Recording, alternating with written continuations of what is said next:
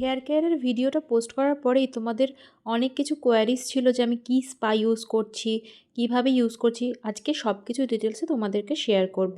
Actually ছোটো রিলসের মধ্যে সবটা তোমাদেরকে শেয়ার করাটা সম্ভব না, ওই জন্যই আমি বড় ব্লগে তোমাদেরকে আজকে শেয়ার করব।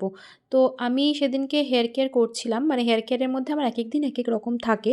তো সেই দিনকে আমার স্পা ডে ছিল।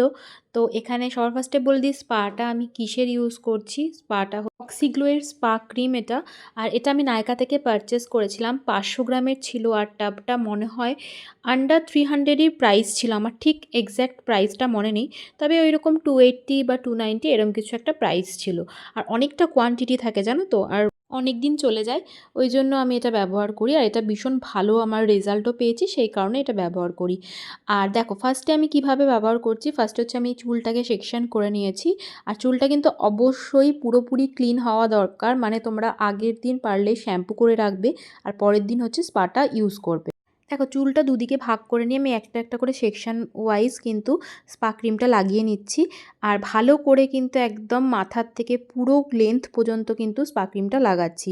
যার যতটা মানে হেয়ার লেন্থ সেই অনুযায়ী কিন্তু তোমরা জিনিসটা অ্যাপ্লাই করবে।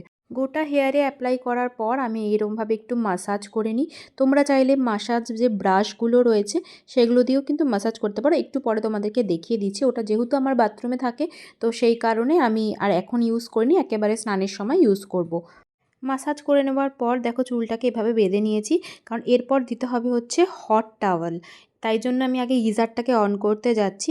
যাদের কাছে এই হট ইলেকট্রিক ক্যাপগুলো রয়েছে তারা সেটা ইউজ করতে পারো, তবে আমার এই টাওয়াল দিয়েই হয়ে যায়, ওই জন্য আমি আর কিনিনি আলাদা করে। টাওয়ালটাকে আমি জাস্ট গরম জলে ভালো করে ভিজিয়ে জলটাকে চিপে বার করে তারপর মাথায় এরমভাবে জড়িয়ে নিয়েছিলাম। 5 মিনিট রেখেছিলাম, 5 মিনিটের বেশি কিন্তু তোমরা রাখবে না। আর আমি এই ব্রাশটার কথাই বলছিলাম, এটা দিয়ে ভালো করে মাসাজ করে নেবে। তারপর আমি স্নানের সময় ইউজ করেছিলাম হচ্ছে এভার ইউথের এই ব্ল্যাক হিটস রিমুভালটা। ভীষণই ভালো এই স্ক্রাবটা, যাদের প্রচুর ব্ল্যাক হেডস আছে তারা ইউজ করে দেখতে পারো। আর একটু অলিভ অয়েল ইউজ করেছিলাম, যেহেতু আমার বডি তারপরে ঠোঁট এগুলো ভীষণ ড্রাই হয়ে যাচ্ছে ইদানিং, এই জন্য। তারপরে স্নান ধান কমপ্লিট করে এসে স্কিন কেয়ারটা করছি। স্কিন কেয়ারে হচ্ছে আমি এখানে প্লামের গ্রিন টি টোনারটা ইউজ করেছি, তারপর ডক্টর শেটের এই অয়েল ফ্রি সেরামাইড ময়শ্চারাইজারটা ইউজ করেছি, আর সানস্ক্রিনটা হচ্ছে ডট অ্যান্ড কিয়ের, আর লিপ বামটা ইউজ করেছি হচ্ছে উইশ কেয়ারের। আচ্ছা এবার একটা জিনিস বলে দিই, হেয়ারটা যখন তোমরা ধুবে নর্মাল জলেই ধুবে, সেদিনকে শ্যাম্পু করার কোনো রকম দরকার নেই। নেক্সট দিন তোমরা চাইলে শ্যাম্পু করে নিতে পারো। তোমরা যারা এটা ইউজ করবে আমাকে অবশ্যই রিভিউ দিও, কারণ আমি তো খুব ভালো রেজাল্ট পেয়েছি। মানে চুলটা ভীষণ হেলদি হয় আর সফট হয়, মানে বেশ ভালো লাগে আর ম্যানেজেবল হয়। যাদের ফ্রিজি হেয়ার তাদেরকে বলবো একবার হলেও তোমরা এই স্পা ক্রিমটা ইউজ করে দেখতে পারো। এরপর ভাবছি তোমাদের সঙ্গে একটা একদম লেন্দি টাইপের একটা স্কিন কেয়ার ভিডিও শেয়ার করব, মানে একদম যেদিনকে প্রপার স্কিন কেয়ার করি সেই দিনকে কী কী ইউজ করি সেটাও তোমাদেরকে শেয়ার করব। যদি দেখতে চাও তাহলে অবশ্যই নিচে কমেন্ট করে কিন্তু জানিও। আর হ্যাঁ, যাদের স্পা ক্রিমটার লিঙ্ক চাই তারা অবশ্যই নিচে কমেন্ট করো। এখানে দেখো তারপর আমি লাঞ্চ করছিলাম। লাঞ্চে মা একটা পটল পোস্ত বানিয়েছিল আর মাছের কালিয়া বানিয়েছিল। পটল পোস্তটা এত ভালো হয়েছিল যে খেতে গিয়ে ভুলেই গেছি যে ভিডিও নিতে হবে।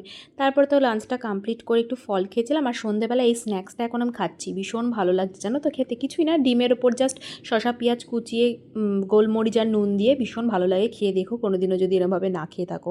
তারপর হচ্ছে এই ক্লেগুলো খুব বানিয়েছিলাম, মানে তোমরা তো জানোই আমি অলরেডি রিলসে পোস্ট করেছিলাম। সুরজিৎ এই ক্লেগুলো এনে দিয়েছিলো, এগুলো দিয়ে একটা মিররকে ফুল দিয়ে কভারও করেছি।